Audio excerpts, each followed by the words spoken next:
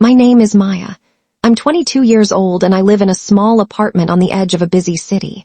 I'm a college student studying to become a nurse. I live with my older sister, Claire. Our parents died in a house fire when I was only 9. Since that day, Claire hasn't just been my sister, she's been my whole world. She's warm, she's fierce, and she has spent her entire life protecting me. Claire is brilliant. She teaches literature at the same university where her husband, Dr. Ethan Cross, teaches biology. Everyone who knows them says the same thing. They're the perfect couple. They walk hand in hand across campus, always smiling. Claire adores him completely. Their marriage started as a love story people still talk about. She trusts him with every piece of her heart. But something was wrong. I felt it the very first time he looked at me. Ethan always spoke in this soft, careful voice, polite, calm, the kind of man people described as such a gentleman. He and my sister looked so happy together, and I wanted to believe everything was fine. I told myself I was imagining things, but deep inside, something kept whispering that it wasn't right. I was scared, and I didn't know what to do. All I knew was that I loved Claire more than anyone on earth, and I would do anything to protect her. Then one evening, sitting alone on my bed, my phone buzzed. A message from Ethan. "You looked beautiful today. I can't stop thinking about you." I froze. I read it 3 times, convinced it had to be a mistake, a message meant for someone else. I didn't reply, but more messages came. "Have dinner with me. I know you feel the same way." My heart was pounding so hard I could hear it. The next day, he was waiting for me outside my class. "You're special, Maya," he said. I walked away as fast as I could, but then the flowers started arriving. He showed up wherever I went. "You're young and beautiful," he kept saying. "I'll love you forever." I ran into the nearest bathroom and cried until I couldn't breathe. Claire had raised me like her own daughter. She was my sister and my mother all in one person. I could never hurt her, but Ethan wouldn't stop. "You have to love me," he told me once. "I don't care that you're her sister." His words made me sick to my stomach. I couldn't carry this alone anymore. I decided I had to tell Claire the truth, no matter what it cost me. I was terrified. What if she didn't believe me? What if she hated me for it?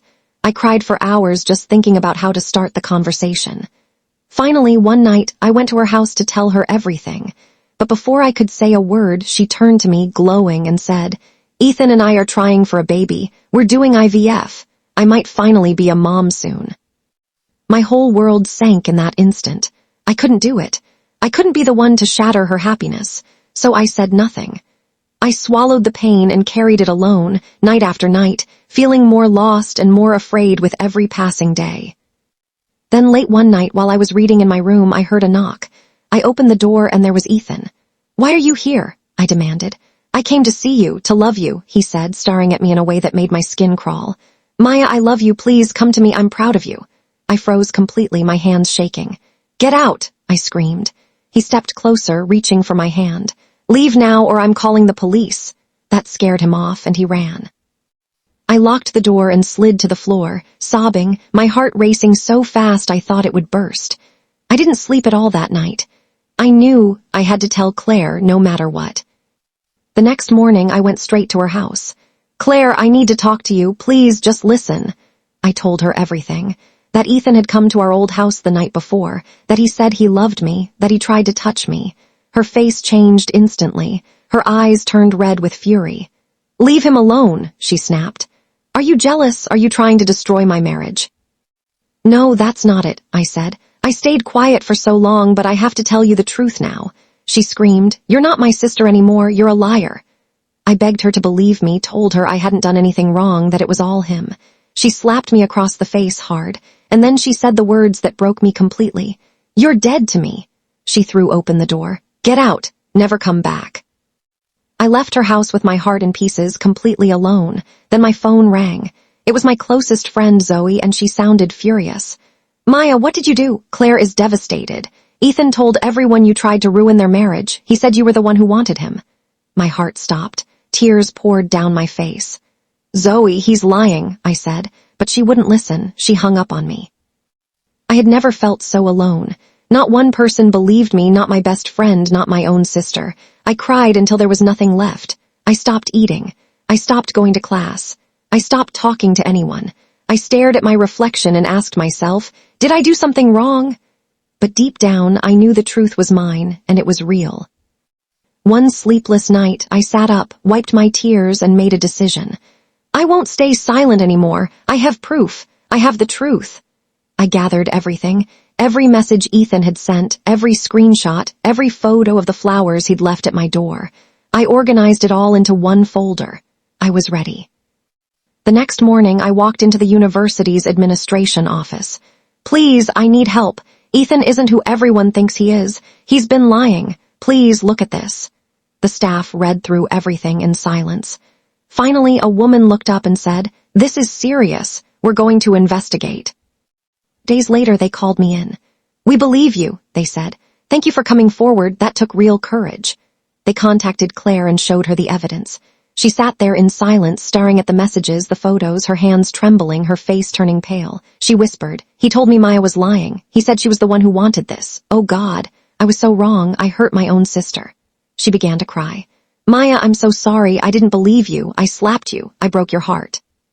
A few nights later, Claire came to my room. Her eyes were swollen, her face exhausted. She was holding my old childhood teddy bear. "Maya," she said softly, "I found his old phone. I saw everything."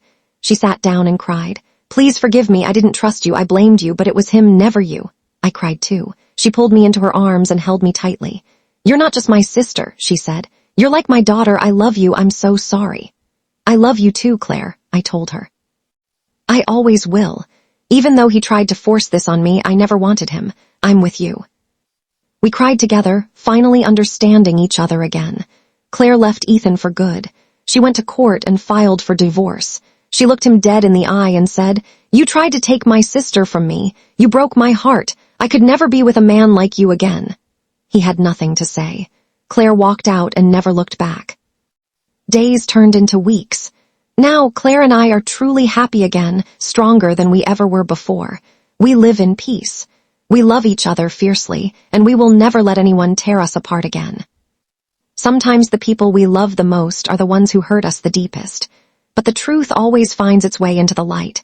If you're going through something like this, you are not weak and you are not alone. Don't stay silent. Speak up.